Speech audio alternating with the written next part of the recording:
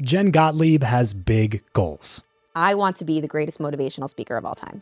Jen has had a career that most people only dream of. From landing a role on Broadway, to hosting her own show on VH1, to even successfully exiting her own PR firm. But even with all the success, Jen realized that she wasn't fulfilled just telling other people's stories. She had a message of her own to share with the world. In this episode, we talk about Jen's new book, Be Seen, and what it took to get this book into the world. We talk about how to recognize your own purpose and implement it in your life. We talk about how her relationship with her mom and her dad both led to separate and big realizations in her life. And we talk about what manifestation really means. Is it BS or does it work? All this and more in this week's episode with the one, the only, Jen Gottlieb. What's going on, everybody? Welcome back to another episode of the show. Today, I am super excited to be in studio with my very good friend, Jen Gottlieb. Jen, what's up? What's up? So happy to finally be here. Welcome to the show. I was thinking the other day that we had done an episode before, because after we scheduled this, and I went to go look for our other episode, and I was like, we've never recorded an episode. I know. I feel like we've done it in our minds. Yeah. I feel like I know we've had you as an expert for our people. And I had times. Chris, back when I first met Chris, like in 2017 or 2018 or something like that. So maybe in my brain, I was just like, oh yeah, I've had Jen before. Well, I think that's like a perfect example of what happens when you envision things and then they come to be. Because now we're like, duh, we have to be sitting here. Like this is like, it's already happened. Exactly. We've had too many back of the bus conversations. Oh my God. We've had a lot of back of the bus conversations. Those have been my favorite. For this to not happen. Totally.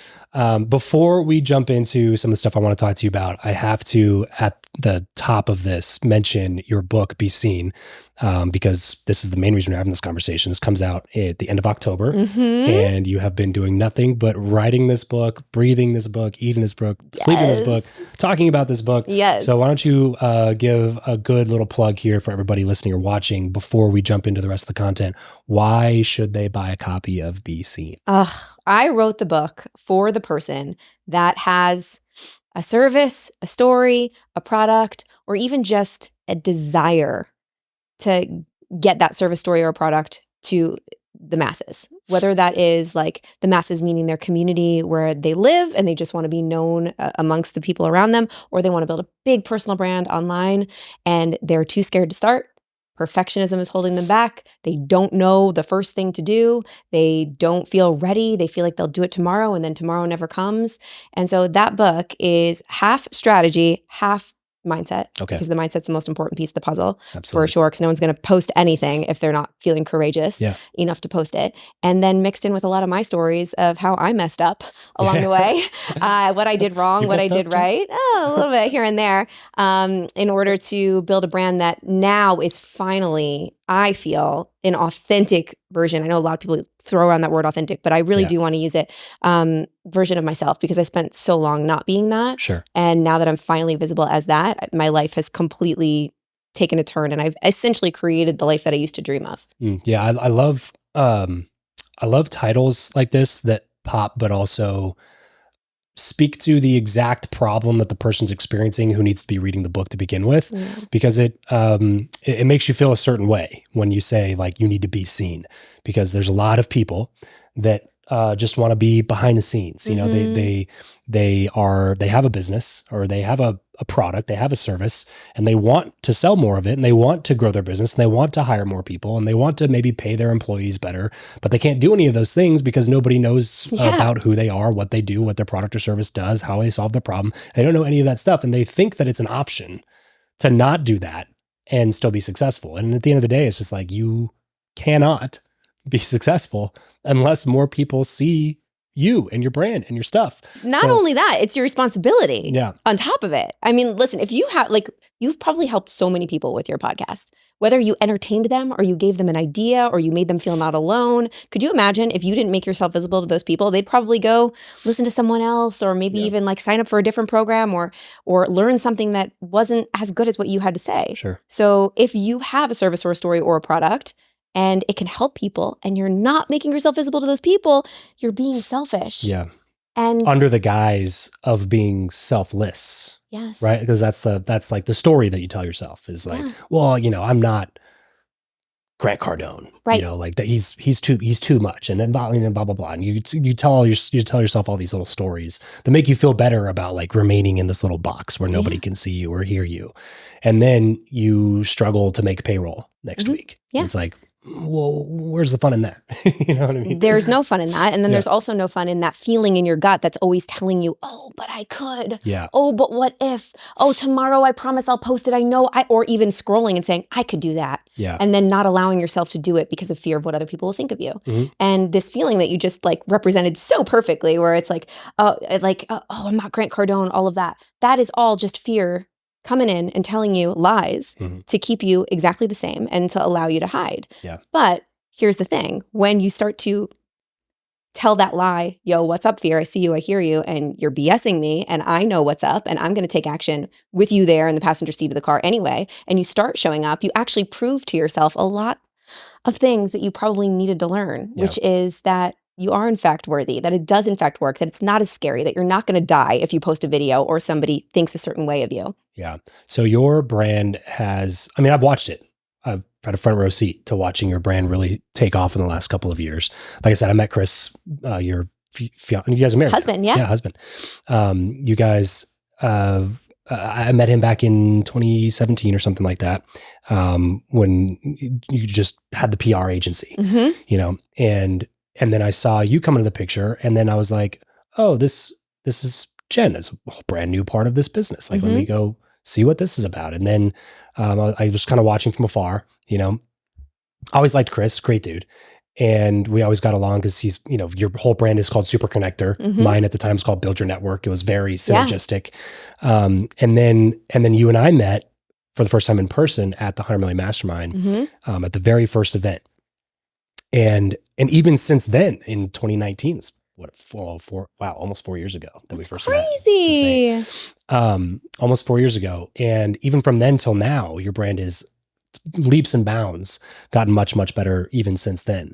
And what I find to be true most of the time is when somebody kind of explodes, people tend to only see that version of that person. Yeah. They see this version of Jen, and they see everything polished and put together, and they see, the result, but they didn't see everything that went into the result, which you alluded to earlier. So let's kind of peel back some layers here and go back in time, way back in time. Okay. So humor me, Jen. We're going to go back to, let's say, 9-year-old Jen Gottlieb. 9. Okay. 9-year-old. Set the scene. Okay. Tell us what it was like being Jen at 9. Jen at 9 was obsessed with being seen. She was messy. She let her belly hang out. She was a tomboy. She had frizzy hair. She did not care what other people thought. She was a performer. I was a child actor. So I was a performer even when I was a kid. And I love that you said 9, because I was just having this conversation with Ryan earlier. I had a moment when I was 9 that really changed the trajectory of my whole life. And I would perform in shows because I was like singing and dancing from the moment I could walk. I was like, anyone that will watch me do a show, watch me do a show. Yeah. Michael Jackson, Little Mermaid, like all of it. And I was started to do children's theater, and I was in this show. And we were in a really big theater. It was like an amphitheater in Boca Raton. And I was wearing these like bedazzled overalls and like this bright red leotard underneath it. And I was singing Annie, like the songs from Annie. Yep. And it was always my dream to be Annie. I never got to play Annie, but I got to sing some of the songs from Annie. So that was good enough. Yeah. So I'm on the stage and I'm singing. And I remember stopping for a moment at like 8 or 9. And I look out at the audience and I remember thinking this so clearly. It's one of the like clearest memories I have as a child. I thought to myself, there is nothing better than this. I want to do this for the rest of my life. And from that moment, I was like, I'm going to be an actress. Wow. I'm going to be a performer. This is what I'm going to do. What did your parents do? My dad was a trader on the Chicago Stock Exchange when I was really little. Okay. And then he got totally burnt out. We moved to South Florida and he got into the jumper, like equestrian world.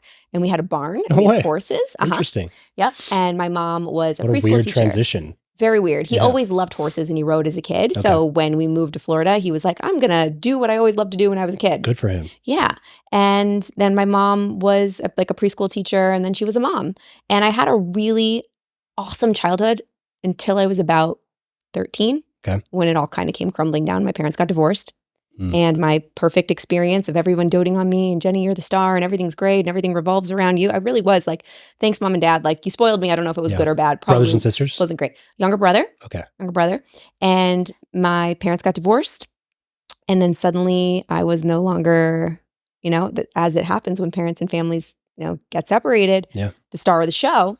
And it's a rough time to go through any sort of crisis when you're already going through a crisis of sorts when 13. You're 12, 13, 14, like in that transition phase. It's like you throw in any other pieces and it's like, I don't know how to handle this one thing, let alone like these adult problems that I don't even understand. It was insane. And my dad was also diagnosed with multiple sclerosis at that time. Oof. So it was like family divorce, MS, and then I developed a serious eating disorder. I'm not going to say that it was because of that, but a whole bunch of stuff coming together.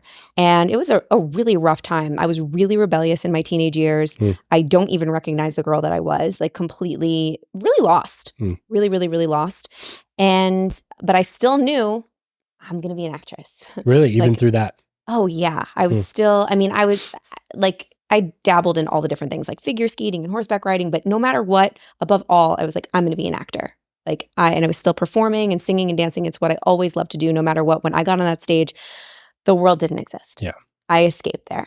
It was my favorite place. But here's the thing, Travis, I always envisioned in my mind that my purpose was to be an actress in the traditional sense, to say other people's lines, to go into auditions and wait to be chosen. Sure. I pick you, you're good enough. Now you can be hired to go say these lines and sing these songs. And it's so funny that I'm a motivational speaker now and that I speak on stages because my dad, this is actually in the book. This is one of my favorite stories in the book. And I haven't talked about this on any podcast yet. Yes. This story. So you're going to get, and I love how you're really good at this. You led me into this, which no one has. So when I was in high school, I would perform. We didn't have a theater in high school. We performed in the hallway because like my school was really small. And my dad was always my biggest fan ever in the world. And he would come to my hallway performances and sit on the floor of the tile with like his flowers in his arms. And like, I'd be done. He'd like, be like, Jenny, you're going from hallway to Broadway. I know it. I know you are.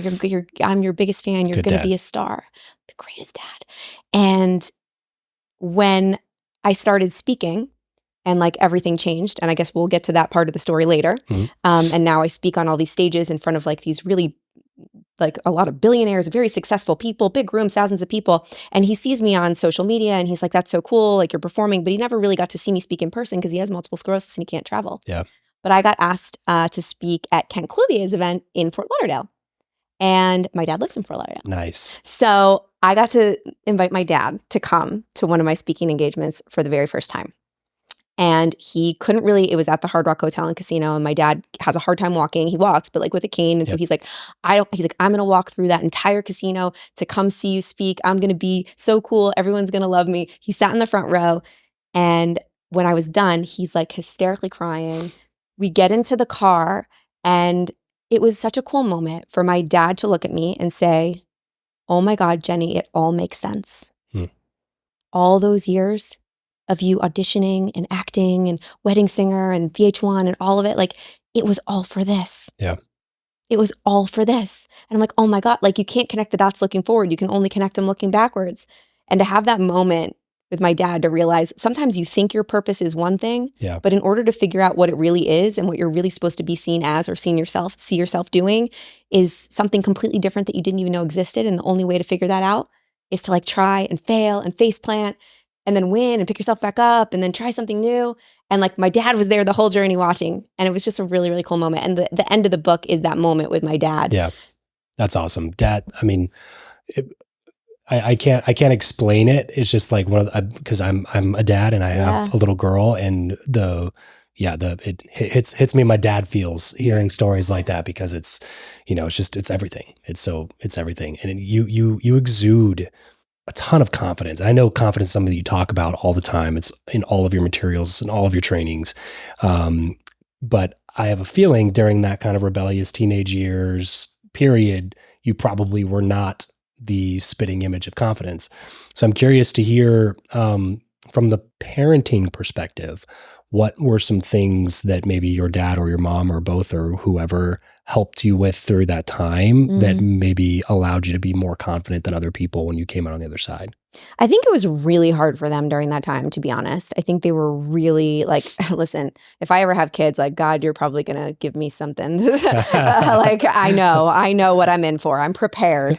It was really difficult for my parents, but they did the very best that they could. And when I look back, it's like they did the best that they can. And I think that that's such a good reminder for everybody. Everyone's doing the best that they can for the most part. Especially when it comes to parenting, because nobody knows what they're doing. No, I bow down to moms. I'm not a mom. I'm a stepmom, but like every mom, every dad, like I bow down. It is not an easy job.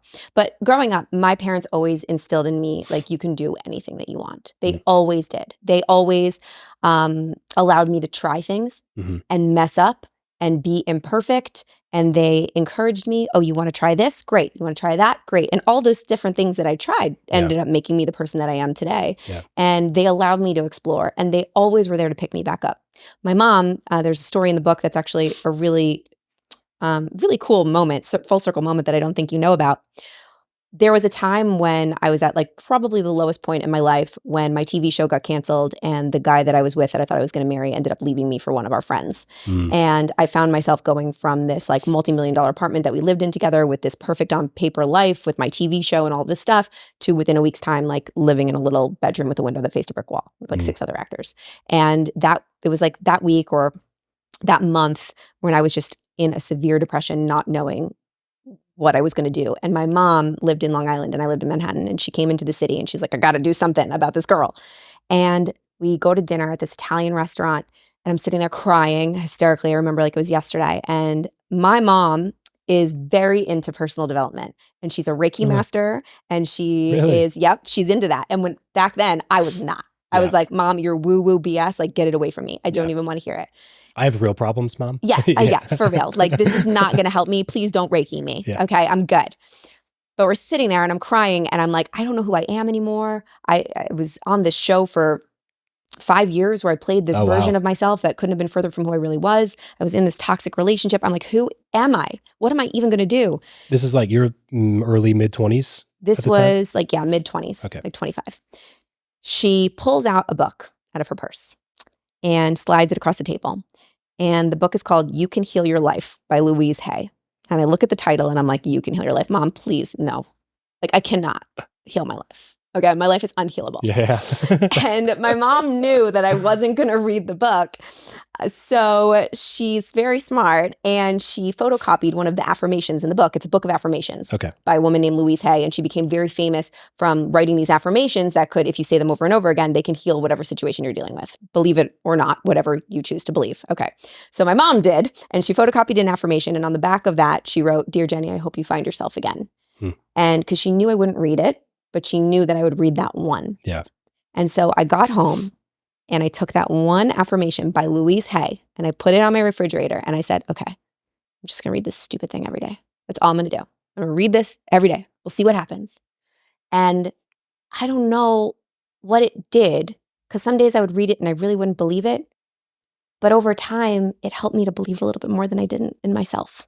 And it slowly but surely helped me to expand and open up my eyes to more personal development content and start to believe that I could do things on my own and that I could start over and I could find myself. And it was like the gateway, that affirmation.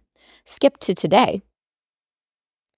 My publisher is Hay House, Louise Hay's publishing company. Oh, no way. Louise Hay changed my life. And if it wasn't for her, I wouldn't be sitting here right now. I wouldn't have a book. And all of these publishers rejected my proposal, a ton of them. And I was getting really frustrated. There's a whole section in the book about rejection because I'm a professional. I get rejected all the time. And it's a part of success. Okay. And I was really going through it with all these publishers, but I truly believe that it was just redirection because Hay House was supposed to publish my book. Yeah, no kidding. Yeah, seems like it. I get on this call with them and I'm like, I told them that story. And I didn't even think of that story until I got on the call with them and everyone's crying. And we're like, you need to publish my book. Yeah. So that was really cool. Just full circle moment of an experience of how my mother really instilled confidence in me without even maybe really realizing it too. Do you remember the affirmation? No. In the infinity of life where I am, all is whole and complete. And then it goes on and on and on. I remember the first line, but I should probably memorize it for questions like that moving forward in this book. Just to put at the end of the book, just like here's the affirmation. Yeah, I should. Full circle. Yeah. Okay, so let's go kind of back into the story here. So rebellious teenage years, and then you find yourself, you have a TV show. So piece what happened between like, I'm a rebellious teenager and now I'm on TV. Yeah. So I dropped out of college. I went to the University of Hartford as a musical theater major. Okay. I did terribly in high school, as you can imagine. I just kind of showed up and did the shows. I was like in all the shows and I was a cheerleader, but I like really hid under the desk of my theater teacher. Okay. Thank you, Mr. Stansfield. I love you. And I barely graduated by the skin of my teeth. And the only reason that I got into college was because I auditioned. And I got into the University of Hartford, the Hart School of Music, by the skin of my teeth. It was the only college I applied to. And what did you audition with? What did I audition with? Yeah. Like, do you like a reading or something? Or? You have to do a song, a monologue, and you have to dance. Oh, wow. Because it's a musical theater, so you have to be a triple threat. Yeah. So I sang, I read, I danced. And I got in, and I got there, and I hated it. And I hated everything about college. Really? Hated it. Why? Stopped going to class. Well, there were a lot of reasons. Number one, I'm not a student. I don't love school. I wanted to perform. I was like, I just want to perform all the time. I don't want to do math. Like, please stop with the math. You still have like general ed classes. Yeah, even though you're it was school. And then I was very, so there was, when you go to a regular college, like University of Hartford, you've got the musical theater kids, and then you've got like the fraternities and the sororities and like all the other kids. And I didn't really fit in with the musical theater kids that much. Okay. And so it felt really uncomfortable for me to be in class with them. They were actually kind of mean to me. Gotcha. So there was a lot of mean girl stuff going on there. And I was like, I don't like this. So I left. And when I got home, I decided I was going to move to New York City to pursue acting. I was like, screw this. We're going to go to New York. And I went to a 2-year conservatory program on the Upper West Side where I live now, actually, called the American Musical and Dramatic Academy. And I just sang and danced all day long. And nice. And it do you still find time to do any of that stuff? Singing, dancing?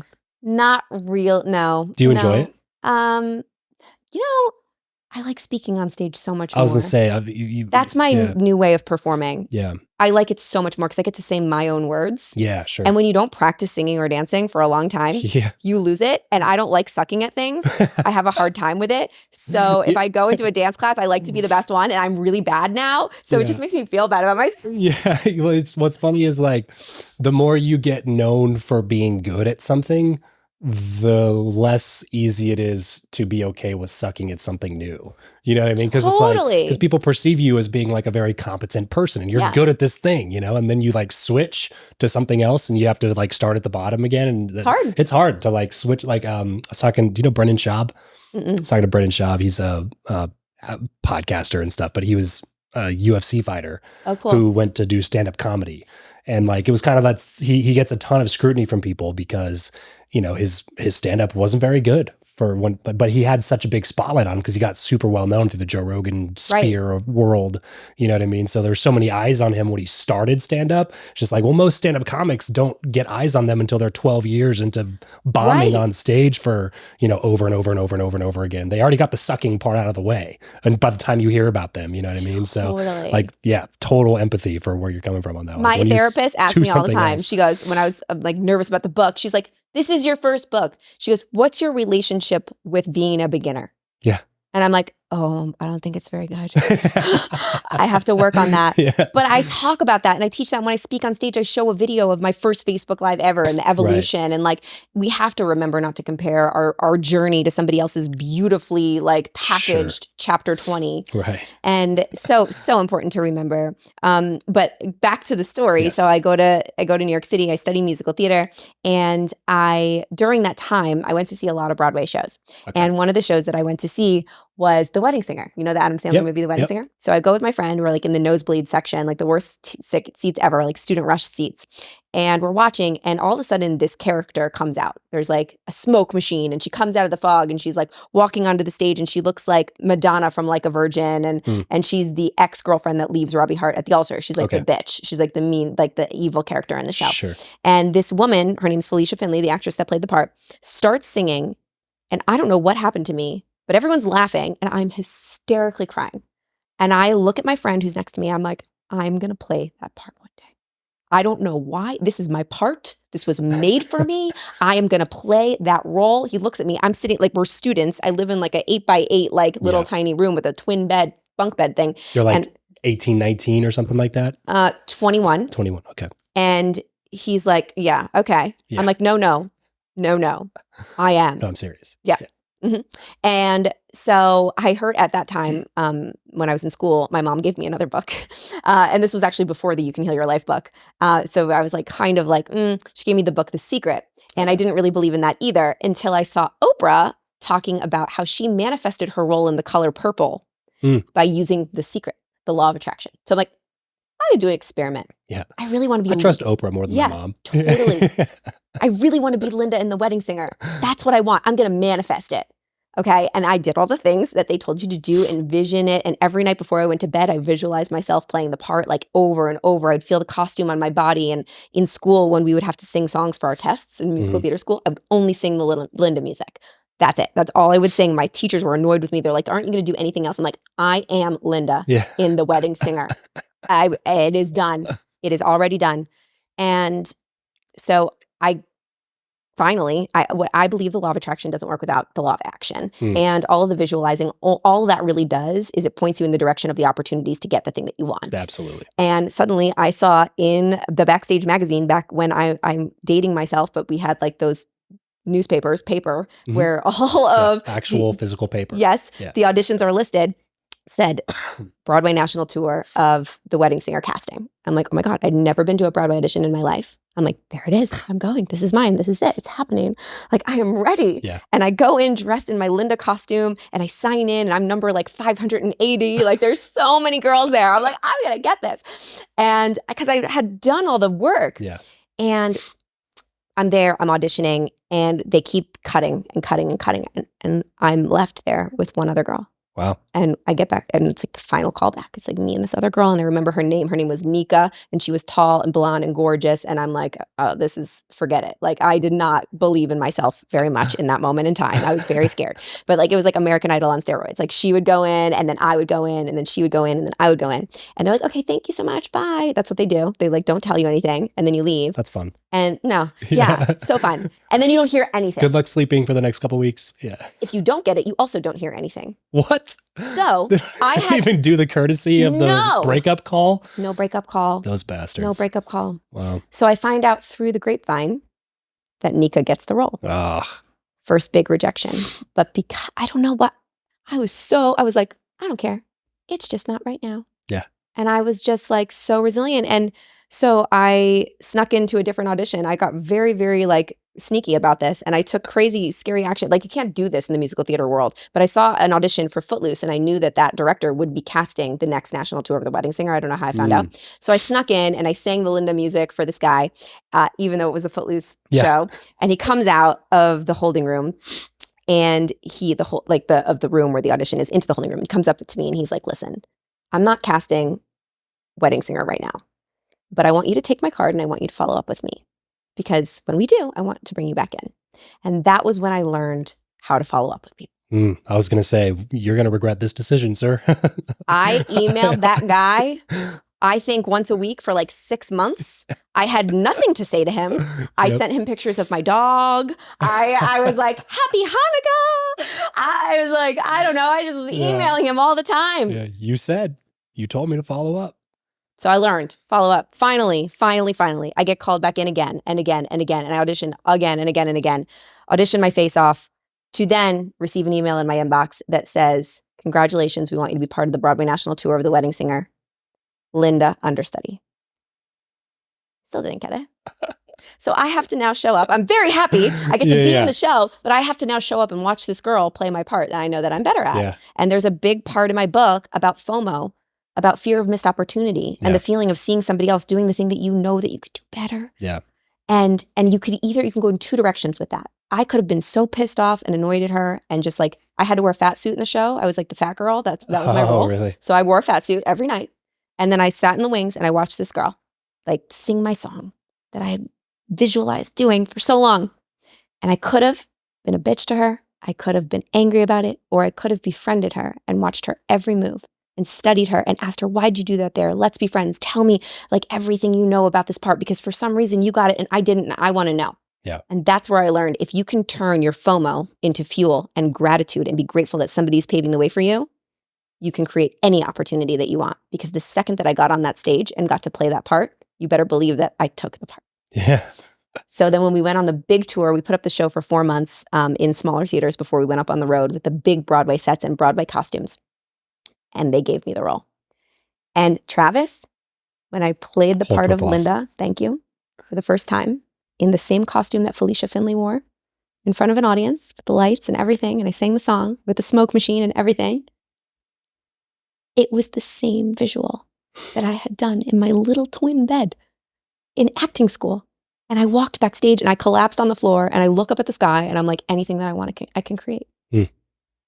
And that was really a big pivotal moment in my life where I learned the most important lesson ever. Yeah. So many, following up, persistence, rejection, FOMO, like all of it to create everything. And then I had to like learn it again 85 more times. Sure. Yeah. Because we're still not at the rock bottom moment yet. Yeah. But that was a huge moment in my life.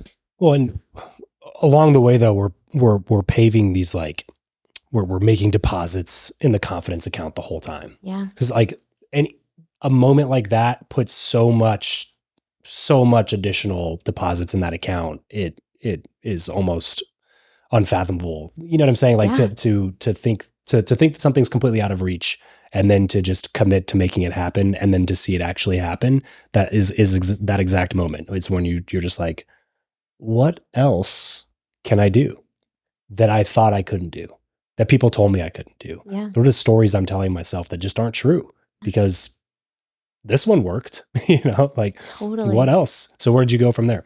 So then I got home from tour and I learned about this audition for this TV show on VH1 where they needed a sexy rocker chick. And sexy rocker chick. But that's what I just did. Yeah. For a year on the road, I played a sexy rocker chick. Yeah. I was like, ugh, in the bag. Yeah. I'm going to get this. But what little did I know, it was for a heavy metal talk show. So a talk show all about heavy metal music. It was hosted by 3 comedians, Eddie Trunk, Don Jameson, and Jim Florentine. And they would interview all these big rock stars, like the guys from Metallica and AC/DC and Guns N' Roses. And they needed like a Vanna White for the show. Gotcha. Like the hot girl. That's it.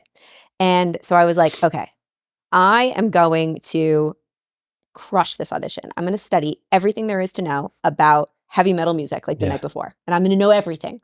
So I Google and I research and I'm memorizing all these band names and all this. And I go into the audition dressed in my version of what a heavy metal girl would wear. And I'm actually in the waiting room and all the other girls are like real metal girls. They like have like leg tattoos. Like they're real. Right. My metal shirt was from Bloomingdale's. And they were really from the concert. And I go in and they ask me all these questions and I forget everything. This is actually on YouTube, my audition for that metal show. It is. You can watch it. Pull up the clip. Yeah, you can roll the clip. We do improve ourselves.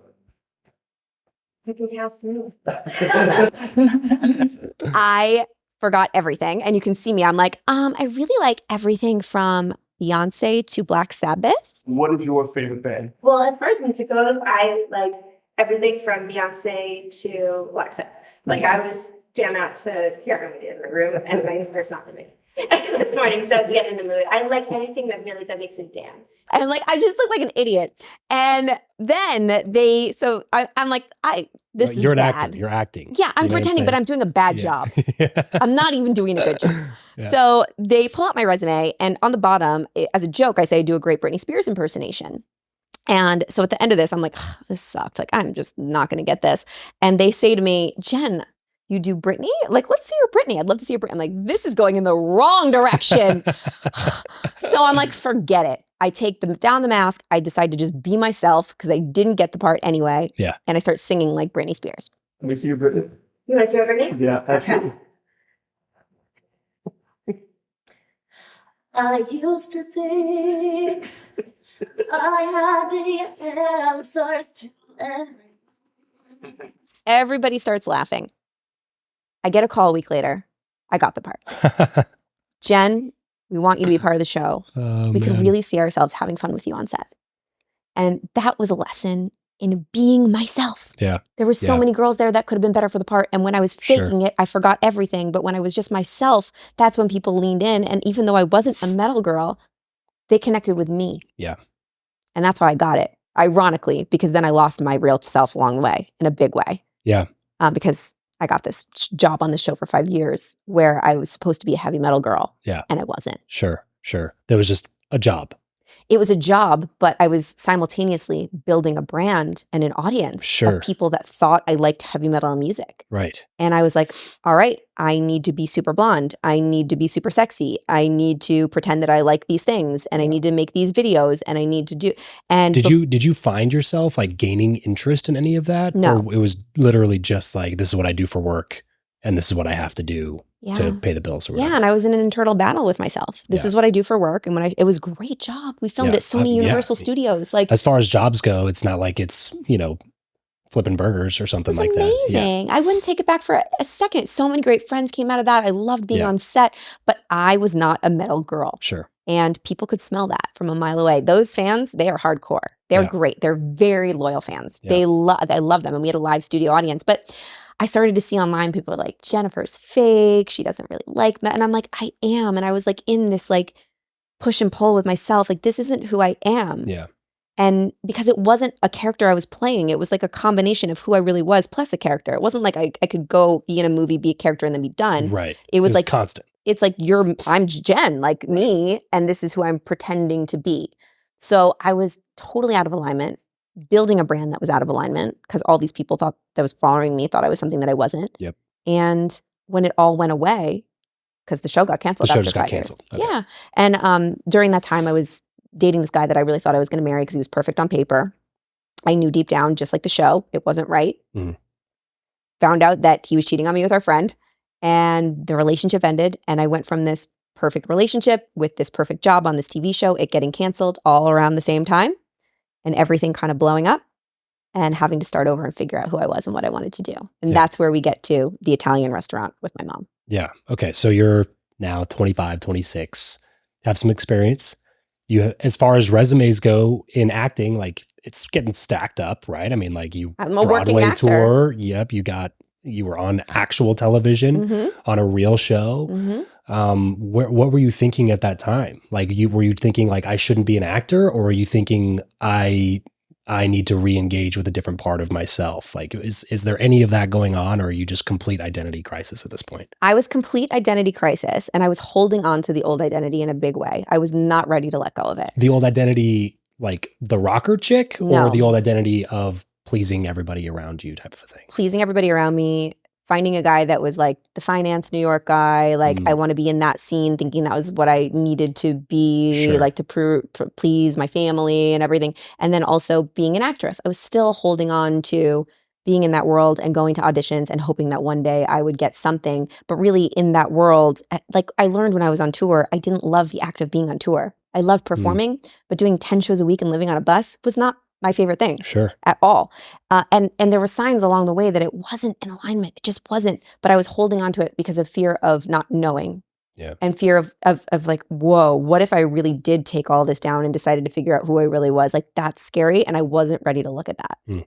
And what got me to start getting ready to look at it was the affirmation started to help me to be like, maybe I could read a personal development book. Maybe I could listen to a podcast. Maybe I could. And then I started to go down the rabbit hole, and my life started to change.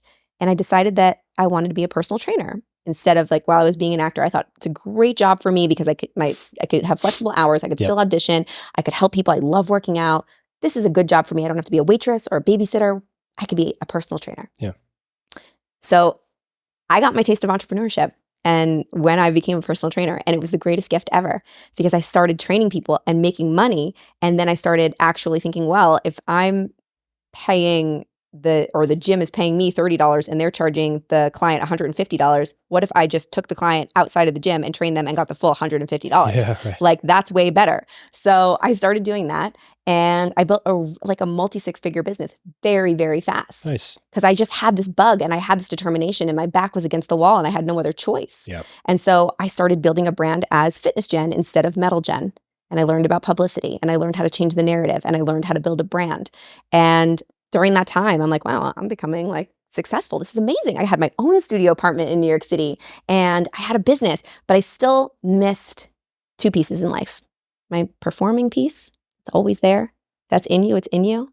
and it was missing. And I'm like, is this going to be my life now? I am a person. I had trainers working for me, so I was doing online stuff. It wasn't just dollars for hours. It was really building something, but I wasn't performing, and I wasn't really being seen the way that I knew that I still could. There was something in me that was pulling. And then the other thing was, I knew I wanted to fall in love. And I was single, and I was obsessed with having everything perfect in my life and blocking off all the relationships because I didn't want anyone to come in and screw it up for me, screw up everything that I built. So I went to my very first personal development event, which was Lewis Howe's event, Summit of Greatness. Okay. I was like, who's one of the podcasts that I listened to. And what I was year like, was this? Oh man, this was his first one ever. So how many years ago? 20, I don't know, 14, 15, 16? Maybe. I'm really bad with years. Yeah, it was a while ago. It was a while ago. I would assume. Yes. And I was just like building my company, and I was just exploring personal development. I'm like, I know I need to be around people that think like this because my friends don't think like this. Where am I going to find these people? So I went by myself. And I sat in the audience, and the speaker on the stage had us do like a perfect day exercise where you close your eyes and you envision your perfect day. What would you have? You could have anything. I'm like, okay, I'll play. And I allowed whatever could come up to come up. Well, in my mind, I was in a relationship that was like a power couple. I had met a 6-foot-tall entrepreneur, and we built a company together. And we went to seminars like that together. And we spoke on stages together, and we built this thing. And I had never thought of this before, ever. And I opened my eyes. I'm like, holy shit, I need to find my person. Yeah. And so I did what I did with Wedding Singer, and I decided I was going to manifest my partner. And I started talking to him every day as if he existed in my life, even though he didn't. And I'd have conversations with this invisible person. And I knew, I was like, if you see me, I'm wearing like my blue outfit, come say hi to me. I can't wait to meet you. And I knew that we were going to live in this very specific apartment, this building that I used to train people at. I would tell the doorman when I walked in, I was like, I'm going to live in this building one day. And they would laugh at me. And I would say, I'm telling you, I'm going to live in this building one day. You better believe. And so me and vision board guy, it was a picture of this guy on my vision board. I would envision it was the guy that was going to be my husband. And we were going to live in that apartment. And we had this whole life that I created in my mind. And then this is how it all ties in together. So I got fired from that gym because they found out that I was training people on the outside. Like, you can't come back here ever again. Bye. All right, fine. So I never go back. Never go back. Build my company into a very successful company. So now I'm a member at Equinox, which is a fancy schmancy gym in New York. Equinox had acquired that gym. And I found out one day when I was walking down Columbus Avenue, and I look and I'm like, oh my God, Equinox acquired Reebok? Well, that probably means that none of those people that fired me work there anymore. And then all of a sudden I was like, you need to go join that gym. Like, Jerry Seinfeld works out there, Adam Sandler, Madonna. It's like a celebrity gym. I'm like, there is someone there that you need to meet. You need to go in there. You need to join. Yeah. So after like 5 years of not being there because I was fired, I walk in, I give them my credit card. I like sign up as a member, and I'm working out there. And within 2 weeks, I bump into this trainer named Carlos, who I used to date when I was a trainer there. Oh, no way. Yeah. And Carlos cheated on me. I found underwear in his bed. It was a very dramatic situation. One of those things that happened for me. I didn't realize why it was happening for me. I bump into Carlos, and I'm like feeling so good because like I'm a member now, and he's training people there at the gym still, and I'm crushing it. And he's like, "What are you up to?" And I explain more than you. Yeah. Well, you asked. Well, and I'm telling him all this stuff, and he's like, there's this guy that works out here. I don't know him that well, but I think he does online stuff like that. His name's Chris Winfield. I think maybe you should know him. Carlos, ex-boyfriend, from when I was a trainer at that gym, sends me Chris Winfield's Facebook profile. That's hilarious. My word of the year that year was connection. I was really working on Now, what year is this? Oh, such a good question. So if it was right before I met Chris, it was probably 2017. Okay. And I was like, connection's the word. I'm going to connect with people this year. And I Google this guy, Chris, and he's the super connector. And I'm like, oh, this is perfect. This guy could totally help me. This makes so much sense with my word of the year. So I go and I DM, I friend Chris. He DMs me. We're DMing under the table over Thanksgiving. And I'm like telling my family members, my guy's on the way. Like, don't worry. Next time I'm here on Thanksgiving, he's going to be with me. Little did I know I'm DMing with my husband to be under the table. And we end up meeting up, falling in love, creating the life that I envisioned, moving into the apartment at that building with like saying to the doorman, what's up, buddy? Here I am. And we did not do that because Chris was really successful. And I think that that's where the story, like people are like, oh, did you just like meet the rich guy and then, got the apartment of your dreams in the life? No, he was building his business just as I was. And we were both building separate businesses together. And we both were becoming really successful by helping each other in our own businesses. We weren't even partners yet. Yeah. And I would help him and he would help me and we would inspire each other. And we both got to a place where we could afford an apartment like that together. Yeah. And then once we started living together, it became very clear that there was something that we could do together. Sure. And I was like seeing him speak on stages. And I was like, that's the thing that's missing for me. That's it. Performance piece. Yeah. Yeah. This exists. I could do this. And so we decided to come together and do that one event. We did an event together on Fair Advantage Live. And we were like, we need to become partners and we need to create this into a much bigger company. And then we did. So my takeaway is that I've known Chris almost as long as you have, Jen. So you have. You've known him longer than me, I think. No, I don't think longer, but at least as long. Yeah. So, Chris, where's my ring? Nothing. I could share. Nothing. I have two. No love. Man, that's so awesome. I love every piece of the story. Like you said, you can't join the dots until you look behind you instead of looking ahead.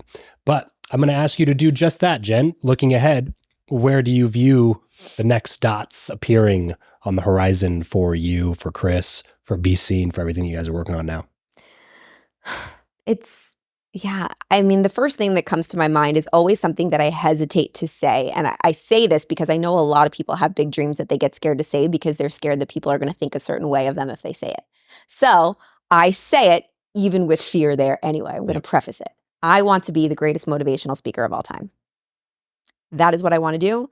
I don't know what that means. I don't even know. That's just what comes to me. I love speaking more than anything. And I don't even just love the time on stage. I love the time before the stage. I love the time after the stage, connecting with the people, seeing what happens as a result of the moments that we create when I'm at an event and in person, just like those people did for me when I was going to events. Yeah. So, we're hosting big events now. We've got a 600-person event coming up in October.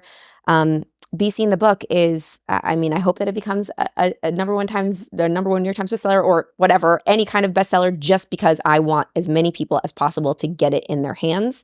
It would be nice to have like all of those great accolades. Sure. But I tell my team when we're marketing it, I'm like, I'm not going for that. Yeah. I'm going for like, let's get this book in as many hands as possible. Yeah. I want people reading it and I want it in hands. And then for Chris and I, our company is really pivoting into teaching people how to use artificial intelligence to build their brand. And that's like, because it's faster and it's really cool technology that we're living in today that can help you be seen without having any excuses of not knowing what to say or not knowing what to write. So we have a community, a mentorship program, a mastermind that is amazing. We're obsessed with it. And we really dive into how to build a profitable brand, but we're really pivoting into like, how do you use AI and implement AI to make it faster and more scalable and easier for you? So that's a big direction that we're headed in right now that I'm really excited about too. Okay. So if you had to choose between speaking to 100,000 people or selling 1 million copies of your book, which one would you pick? That's a hard question, and I'm going to explain to you why. Okay. Because if I sold 1 million copies of my book, you could theoretically get on any stage you wanted to get. Yes. Yeah. And that's more long game. Like people will be sitting with my content in their hands. They'll be implementing it. They'll be able to go back to it. They'll be able to have that experience again and again and again and again. They'll be able to gift it to other people. That stage, while yes, I could record it and cut it up into a lot of different pieces of content and it could live on, it really is just for one moment. So I would go with the book because it helps create more impact than that one stage will. It would be selfish to say the stage, but selfishly, I would like to have that moment, and I know that I will. That's why I was asking the question. More books? Are you like? Did you like the process of writing?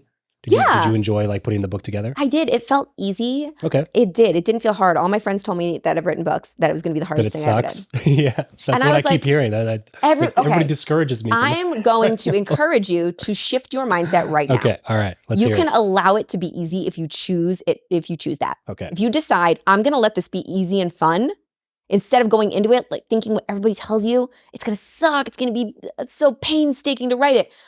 I just got on my keyboard and I talked to my girl. Yeah. I knew who she was. I thought about her in my mind and I told her my stories and I spoke to her. And that made it so easy. Yeah.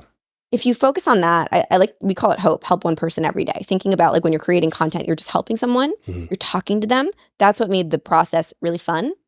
And I will let you know at the end of the launch if the marketing part was fun. If the launch part was fun. Right Two now totally it's different fun. things. Yeah. This is amazing, but we'll see. Yeah. I mean, you got a couple months to go of just like pushing and pushing and pushing. That's right. So That's right. Oh, and allowing as well. You know, I think that with the marketing thing of the book, there's a lot of cooks in the kitchen, a lot of people that think that they know the right thing to do. And so you're going to get advice from a zillion different people and a zillion different ways to do it, how you should do it.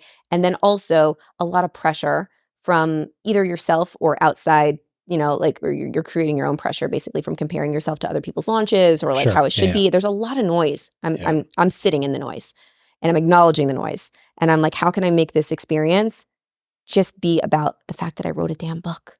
Yeah, sure. You know, like, holy crap. Did you like working with the publisher? Have you enjoyed that? Yeah. And everyone else told me that it was going to be terrible. Again, another one of those things. That's what I'm saying. That's why I'm asking you the questions. My publisher is amazing. I love them. Like, it's been wonderful. That's so good. Yeah, so, that's awesome to hear. Yeah. Like, shift your mindset on that. Allow it to be easy and fun. All right. Allow it to be easy and fun, and don't write off all the publishers. No. Yeah. I wouldn't. Okay. And if you are looking to publish a book, let me know, and then I can introduce you. Yeah. All right. Well, we'll have a chat maybe later this year. Yeah. Good. All right. Jen, this is way long overdue. I could not believe when I was looking at my archives that we never recorded an episode. So thank you so much for taking the time to come on the show. Thank you for writing the book, Be Seen. If you're watching this right now, it is officially out. So please do not hesitate. Go pick up a copy. Like I always say on the show, never wait to buy a book. Just buy a book. It's like $20-$30, and it has the ability to literally change your life. It has the ability to package up somebody's entire thought process, wisdom, experience, knowledge in a couple hundred pages. And you're going to hesitate to buy it. Just buy the book. Don't keep waiting on it. Just buy the book. Be Seen, wherever books are sold. Go get a copy of Be Seen. Follow Jen on social. If you're not already, you probably already are. Tell her thank you for all the amazing work that she's doing in the world. Jen, thank you. You're awesome. Can't wait to do this again. This was my favorite. Thank you.